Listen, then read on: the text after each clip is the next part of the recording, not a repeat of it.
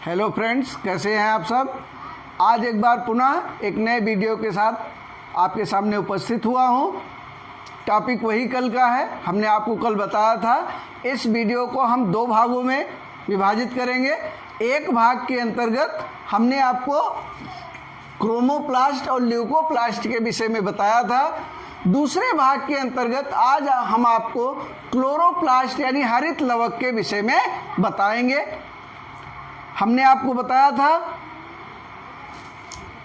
Chromoplast के रूप में क्रोमोप्लास्ट पके हुए फलों के रंग, पुष्पों की पंखुड़ियों इत्यादि, अर्थात पौधे के जितने भी रंगीन भाग हैं उनमें जो लवक पाए जाते हैं वो क्रोमोप्लास्ट पाए जाते हैं। पौधे के ऐसे भाग जहां सूर्य का प्रकाश नहीं पड़ता है, जो सफ़ेद रंग के दिखाई देते हैं, वहां पर ल्यूकोप्लास्ट पाए जाते हैं। फिर हमने थोड़ा सा ये भी बताया था कि ऐसे भाग जहां डायरेक्ट सनलाइट पड़ती है, सूर्य का प्रकाश डायरेक्ट पड़ता है और पौधे के भाग हरे हो जाते हैं, चाहे वो हरे तने हो या हरी पत्तियां हो या हरे फल हो, उन सब में जो पाया जाता है उसको हम हरित लवक कहते हैं। हरित मीन्स हरे रंग के, हरित मीन्स हरे रंग के लवक यानी लवक। तो जो पौधे के हरे भागों में पाए जाते हैं उनको हम हरित लवक कहते हैं। जैसा कि हमने कल ही बताया था, ये कैसे लवक हैं? हरे रंग के। ये कैसे लवक हैं? हरे रंग के लवक हैं। हरित लवक कैसे होते हैं? हरे रंग के। इनका कलर ग्रीन होता है, पत्तियों में पाए जाते हैं, फलों में पाए जाते हैं। इनकी खोज सिम्पर ने की थी 1885 में। सिम्पर ने इसको 1885 में इनकी खोज की थी। लवक की खोज किसने की थी? कल हमने आपको बताया था किसने की थी? हेकल ने। लवक की खोज हेकल ने की थी, लेकिन हरित लवक की खोज सिम्पर ने की थी 1885 ईस्वी में। इनमें हरित लवक में क्लोरोफिल पाया जाता है। क्लोरोफिल पाया जाता है। क्लोरोफिल का मतलब, क्लोर का मतलब ग्रीन, दो वर्डों से मिलकर के बना है। क्लोर का मतलब ग्रीन और फिल का मतलब होता है लीव्स, यानी हरे रंग की पत्तियां।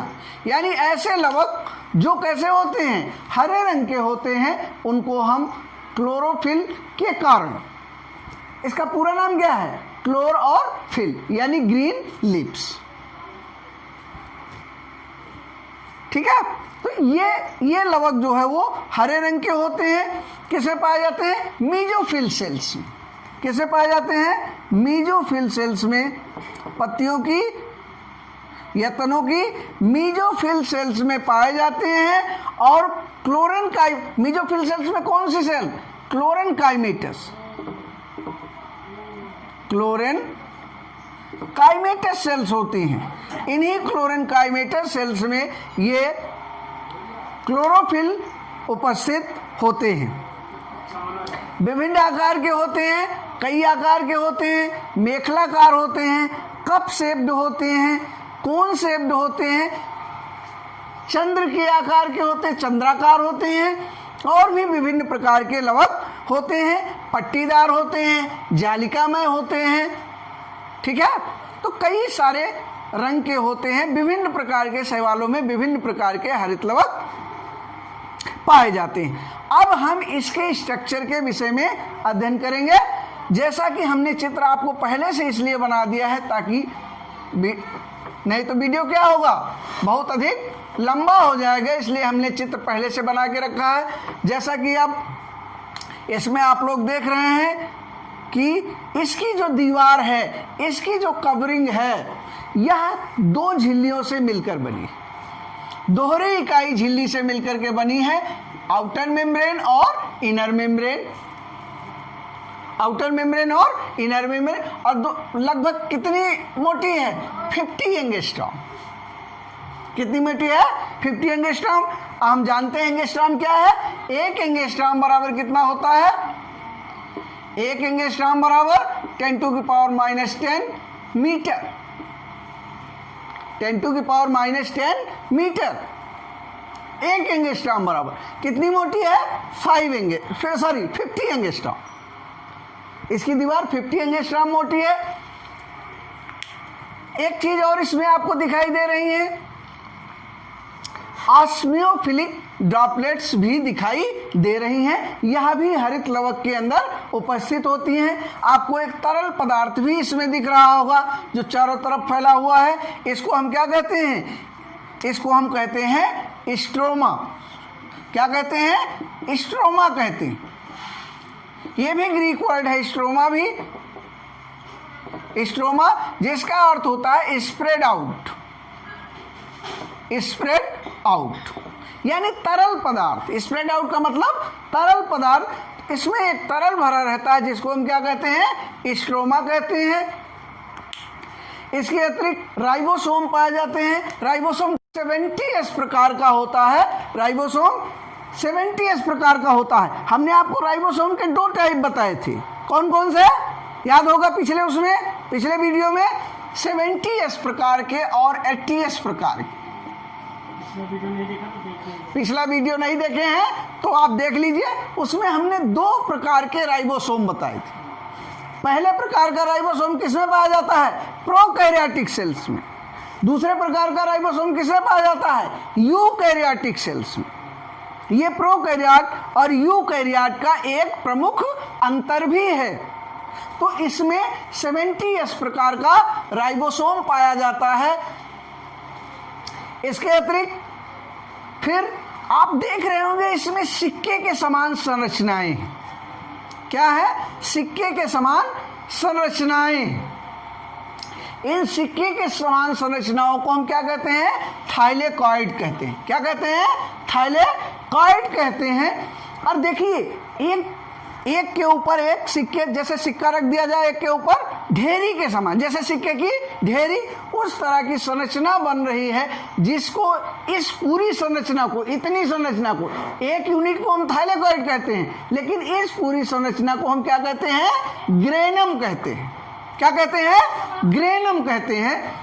यानी ये जो सिक्के के समान संरचना है इसको हम क्या कहते हैं? ग्रेनम कहते हैं।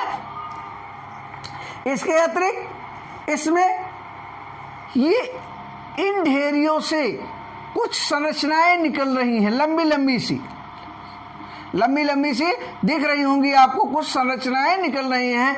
इन संरचनाओं को हम लैमिली कहते हैं। क्या कहते हैं? Lamellae, stroma lamellae. चूंकि ये स्ट्रोमा में पड़ी रहती हैं, तरल में पड़ी रहती हैं, इसलिए इनको हम स्ट्रोमा लैमिली कह देते हैं। एक और महत्वपूर्ण चीज हम आपको बताने जा रहे हैं।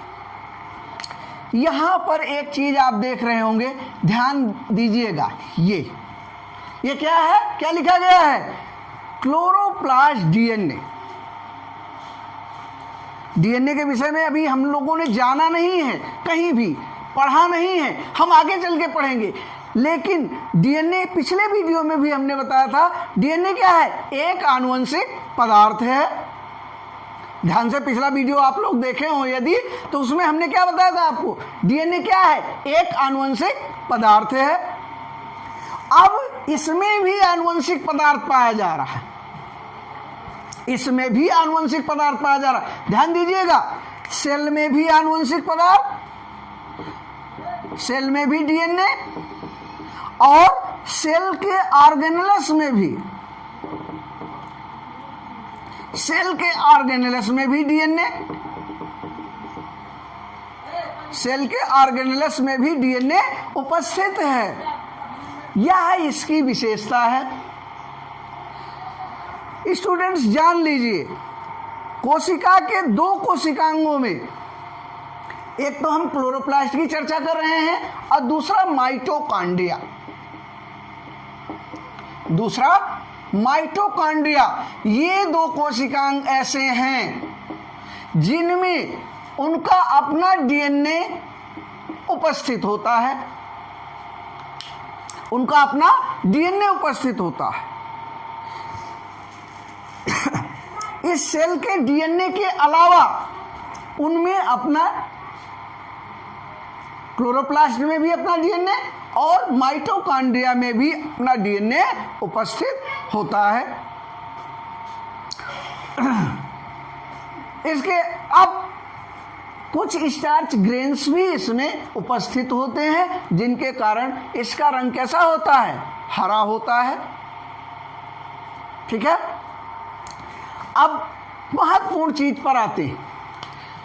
70S राइबोसोम की उपस्थिति, डीएनए की उपस्थिति इसको स्पेशल सेल ऑर्गेनेल्स बनाती है, और इसको कहते हैं हम, एक वर्ड याद रखिएगा, बहुत ही इंपॉर्टेंट है परीक्षा की दृष्टि से, सेमी ऑटोनॉमस, सेमी ऑटोनॉमस,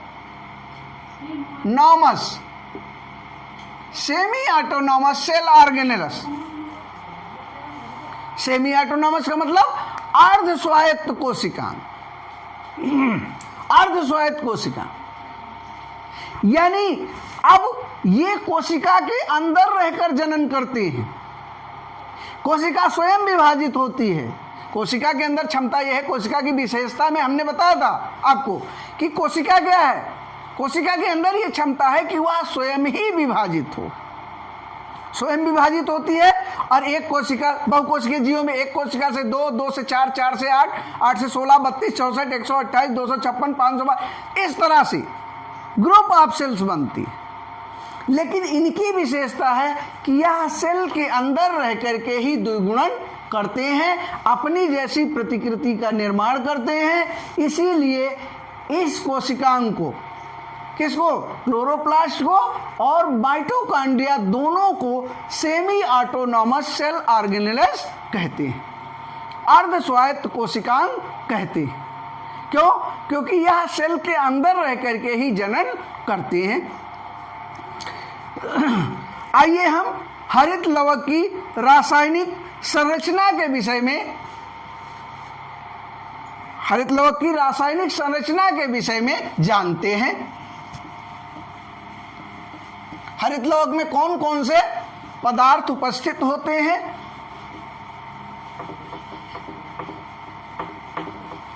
और कितना उसके शुष्क भार का कितने प्रतिशत उपस्थित है, कौन सा पदार्थ हरित लवक के शुष्क भार का कितने प्रतिशत क्या उपस्थित है, उसको आइए हम जानते हैं। शुष्क भार का प्रोटीन 40 से 50%।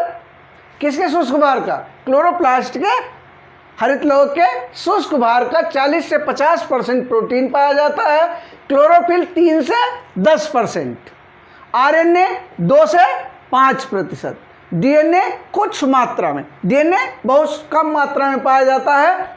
फास्फोलिपिड, फास्फोलिपिड 23 से 25%, कैरोटीनॉइड 1 से 2%, कुछ एंजाइम्स, कौन से एंजाइम्स?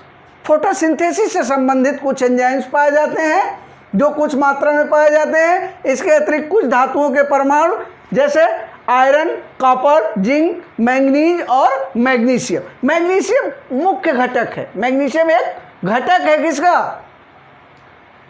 विभिन्न प्रकार के क्लोरोफिल्स का, यहाँ हम लोग अभी देखेंगे। तो ये भी कुछ मात्रा में उपस्थित होते हैं। इसके अतिरिक्त क्लोरोफिल के प्रकार हैं। क्लोरोफिल 5 प्रकार का होता है। एक और छठा प्रकार भी क्लोरोफिल का होता है, पायरेनॉइड जिसको कहते हैं। इसके पहले प्रकार में क्लोरोफिल ए, जिसका फॉर्मूला होता है C55H72O5N4Mg। यह इंपॉर्टेंट है, इसको थोड़ा सा दिमाग में रखेंगे। इससे संबंधित प्रश्न टीजीटी और पीजीटी में पूछे जा सकते हैं। बहरहाल आपके स्तर का नहीं है, लेकिन फिर भी आपको याद रखना है, मिलते जुलते सबके फार्मूले हैं। इसमें मेथिल समूह उपस्थित होता है। क्लोरोफिल ए में मेथिल समूह उपस्थित होता है। इसकी संरचना जो आपके लिए जरूरी नहीं है। इसके पश्चात दूसरा टाइप है इसका क्लोरोफिल बी। इसमें इसका फॉर्मूला है C55H70O6N4Mg। अब इसमें अंतर क्या है, इसमें 2 H परमाणु कम हो जाता है और 1 O परमाणु बढ़ जाता है। इसमें CH3 समूह के स्थान पर CHO समूह उपस्थित होता है। ये CH3 समूह क्या है, मेथिल समूह। ये कौन सा समूह है, एल्डिहाइडी समूह, ये समूह उपस्थित होता है। तीसरा टाइप है इसका क्लोरोफिल सी। इसका फॉर्मूला होता है C35H32O5N4Mg। जैसा कि अभी हमने बताया Mg क्या है, Mg कुछ धातु के परमाणु हैं, यानी Mg भी इसका एक घटक है। ये उपस्थित होता है।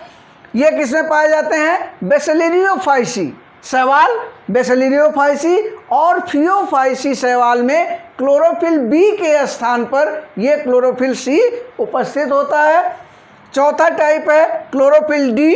क्लोरोफिल डी का फॉर्मूला है C54H70O6N4Mg। ये किसमें, रोडोफाइसी शैवाल में। हमने जब चर्चा की थी किसी क्रोमोप्लास्ट की उस समय हमने आपको बताया था रोडोफाइसी में कौन सा पाया जाता है, आर-फाइकोसाइनिन और आर-फाइकोइरिथ्रिन, 2 प्रकार के पिगमेंट हमने आपको बताए थे। तो क्लोरोफिल डी किसमें होता है, रोडोफाइसी में क्लोरोफिल बी के स्थान पर। फिर आता है क्लोरोफिल ई।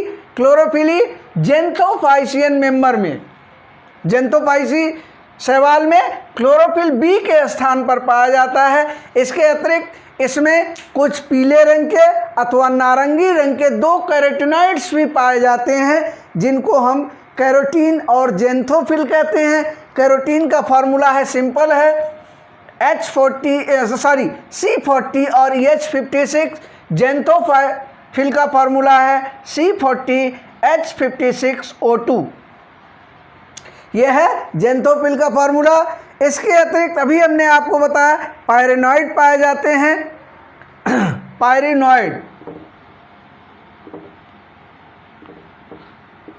पायरेनॉइड्स पाए जाते हैं। ये किसे पाए जाते हैं, कुछ दूसरे हरे शैवाल और जैसे एंथोसिरास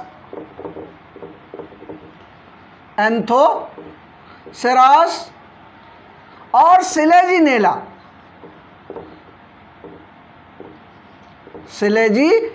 नामक शैवाल हैं, उनमें पायरेनॉइड्स पाए जाते हैं। और इन पायरेनॉइड्स का काम क्या है, इनके चारों ओर स्टार्च का संचय होता है, इन पायरेनॉइड्स के चारों ओर। इसके अतिरिक्त हरित लवक के कार्य हैं। पहला कार्य, हरित लवक की यदि हम कार्य के विषय में बात करें तो पहला कार्य क्या है, प्रकाशिक अभिक्रिया। प्रकाशिक अभिक्रिया, इसके विषय में डिटेल में हम जब हम फोटोसिंथेसिस की प्रक्रिया पढ़ेंगे तब पढ़ेंगे, थोड़ा सा जान लेते हैं। प्रकाशिक अभिक्रिया में प्रकाश की उपस्थिति में होती है, प्रकाशिक अभिक्रिया प्रकाश की उपस्थिति में। और यहाँ पर क्या होता है, जल का अपघटन होता है और जल के अपघटन से ऑक्सीजन बनती है, ये प्रकाशिक अभिक्रिया है। इसके अतिरिक्त NADP का अपचयन होता है,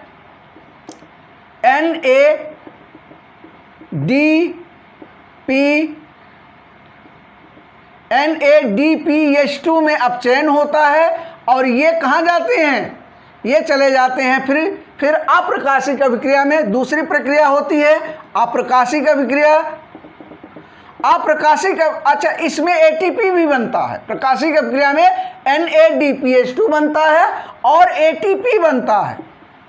ATP क्या है, ऊर्जा यौगिक है, ये भी बनता है। और ये फिर कहाँ चले जाते हैं, अप्रकाशिक अभिक्रिया में चले जाते हैं।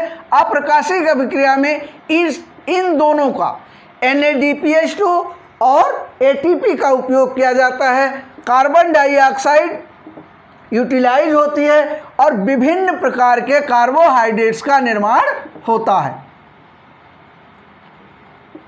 विभिन्न प्रकार के कार्बोहाइड्रेट्स का निर्माण होता है। यानी हम ये कह सकते हैं, फाइनली हम ये कह सकते हैं कि क्लोरोप्लास्ट का काम क्या है? कार्बोहाइड्रेट का निर्माण करना। किस अभिक्रिया के अंतर्गत? फोटोसिंथेसिस अभिक्रिया के अंतर्गत। फोटोसिंथेसिस की अभिक्रिया इन्हीं क्लोरोप्लास्ट यानी हरित लवक में संपन्न होती है। और फाइनली पौधे सनलाइट का उपयोग करते हैं, जल का उपयोग करते हैं और वायुमंडल की कार्बन डाइऑक्साइड का उपयोग करते हैं, अपने भोजन का निर्माण करते हैं यानी कार्बोहाइड्रेट का निर्माण करते हैं। साथ साथ क्या मिलती है हमको? बाई प्रोडक्ट के रूप में ऑक्सीजन मिलती है, जिसको हम जीवनदायी, ऑक्सीजन ना हो तो हमारा जीवन संभव नहीं है। तो फाइनल रूप में हम ये कह सकते हैं कि क्लोरोप्लास्ट में जो प्रक्रिया संपन्न होती है वो कौन सी? फोटोसिंथेसिस यानी प्रकाश संश्लेषण की प्रक्रिया संपन्न होती है। इसके विषय में जब हम फोटोसिंथेसिस पढ़ेंगे तब डिटेल में चर्चा करेंगे। मित्रों, आपको हमारी ये वीडियो कैसी लगी कमेंट सेक्शन में कमेंट करके ज़रूर बताएंगे। अगले टॉपिक के विषय में कल एक नए टॉपिक के साथ फिर मिलेंगे। तब तक के लिए आपका बहुत बहुत धन्यवाद वीडियो देखने के लिए। हमारे चैनल को सब्सक्राइब नहीं किए हैं तो सब्सक्राइब जरूर कर लीजिएगा, बेल आइकन को जरूर दबाएंगे। आपका बहुत बहुत धन्यवाद।